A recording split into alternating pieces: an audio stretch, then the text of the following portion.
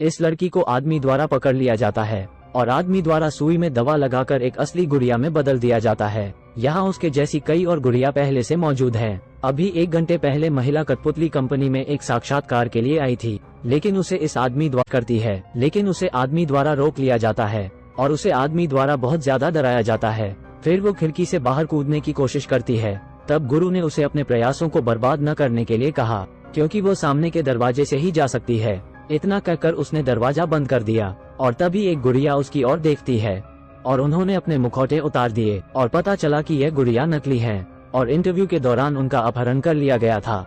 वास्तव में यह अपने बच्चों के लिए सौतेली मां की तलाश कर रहे हैं और हर दौर में बाहर होने वाली महिला को अमानवीय सजा दी जाती है। और जल्द ही कमरे की घंटी बजती है और मैनेजर एक बच्चे को गुड़िया के घर ले आता है और लड़का इस नई गुड़िया को देखता है और उसने गुड़िया को पसंद करने का नाटक किया। लेकिन जब उनके पिता